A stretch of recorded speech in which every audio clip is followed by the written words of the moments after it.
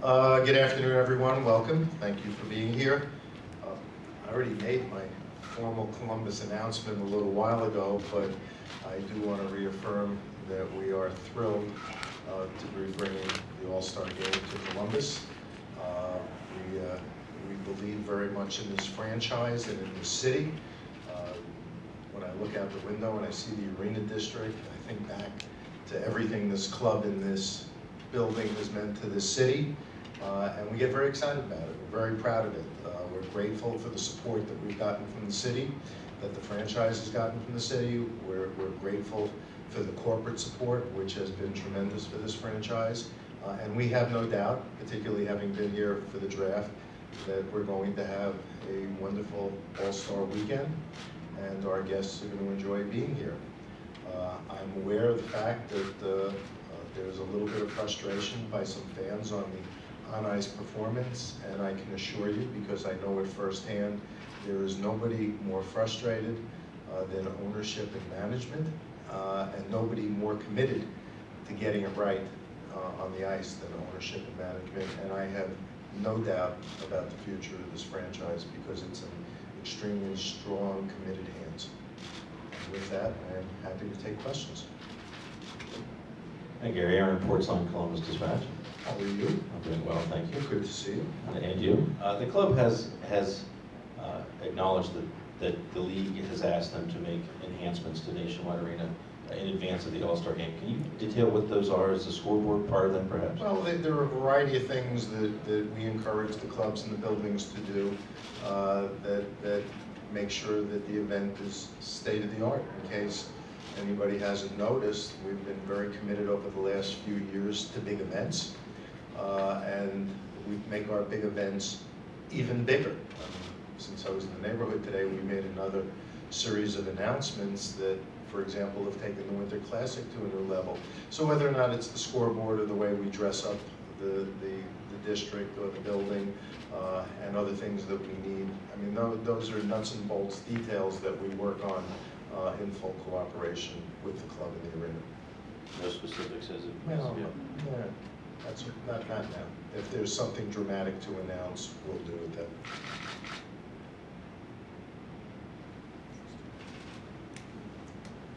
Hi, I'm Stephanie with FoxSportsOhio.com. Hi, I'm good. How are you? Good. Good.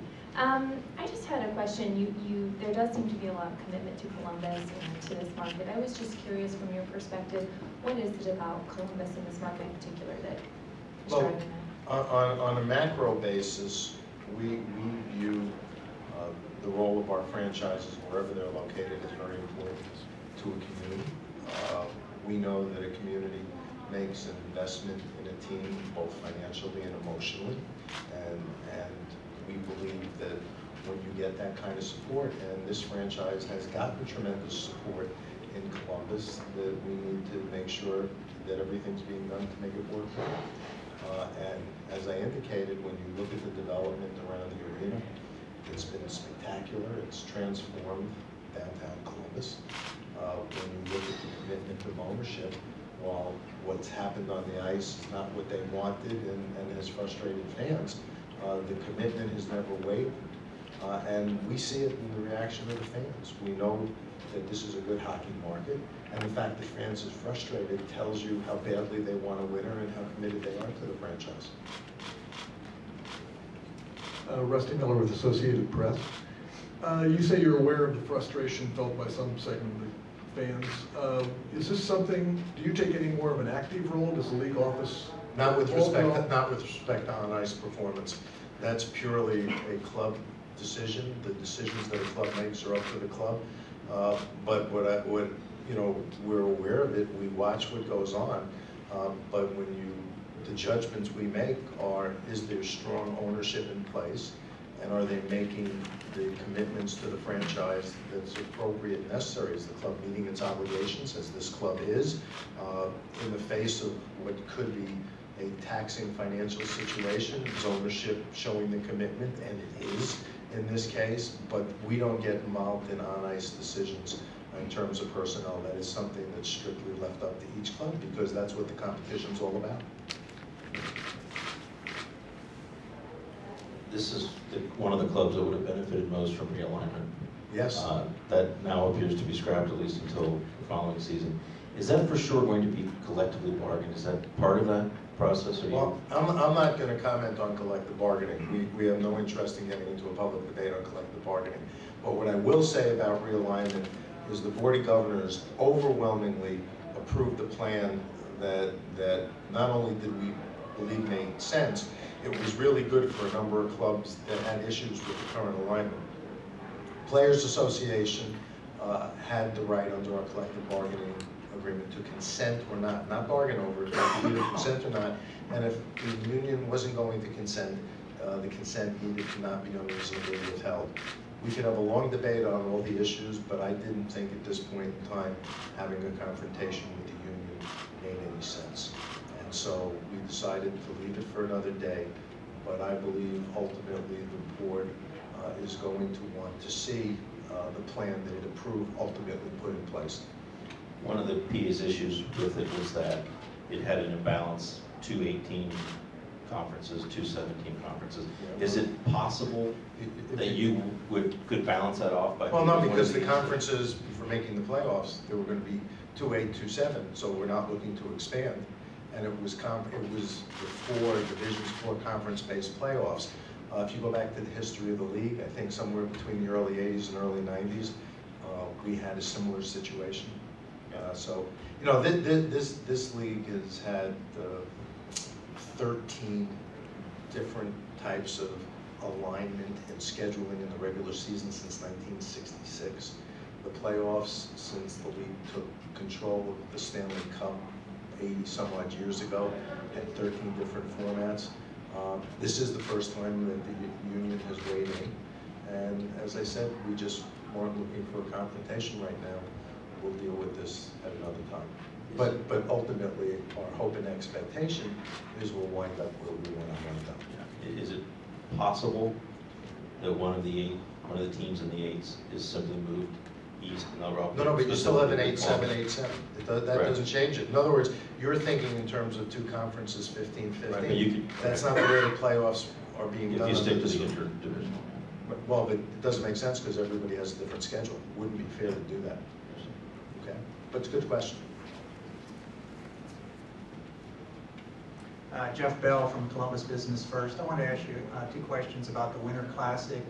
First, would the NHL consider having the game at Ohio Stadium up at Ohio State?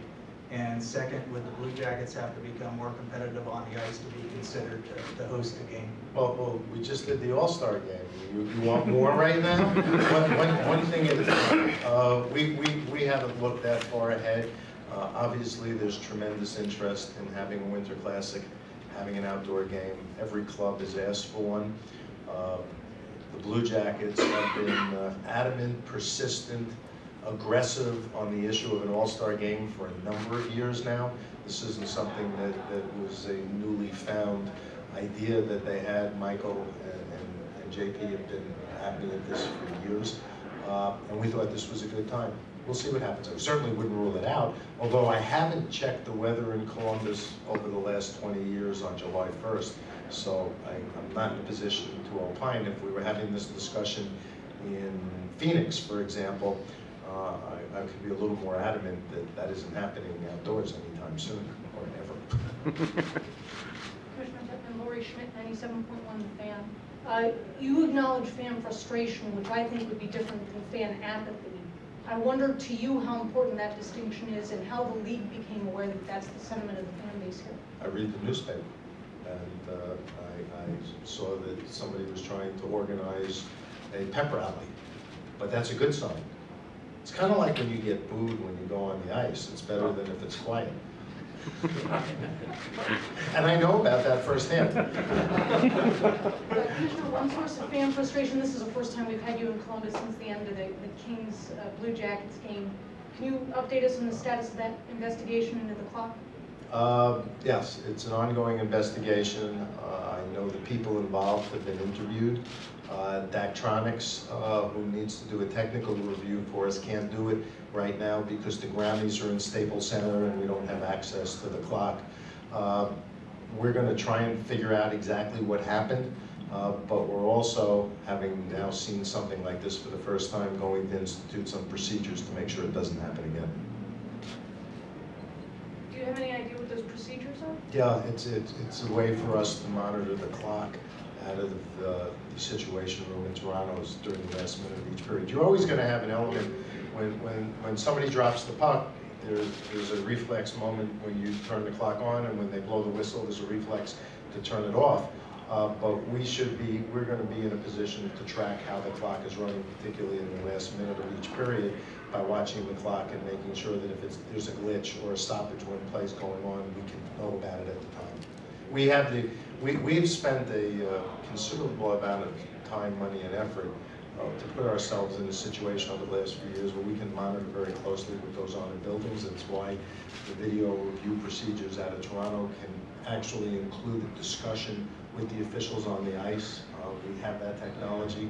We're in the process of installing new cameras, high-definition cameras in the nets, which will have the direct feed to Toronto. These are all things that give us the ability to better monitor. In that context, we will have a procedure that watches the clock. And we haven't given up trying to figure out what happened here as to whether or not it was human or mechanical. Will that procedure be in place this season, or do we wait for next season? Oh, it's a function of getting it up and running, as we haven't fully installed all the new cameras yet either. Our hope is that everything's in place certainly by the playoffs.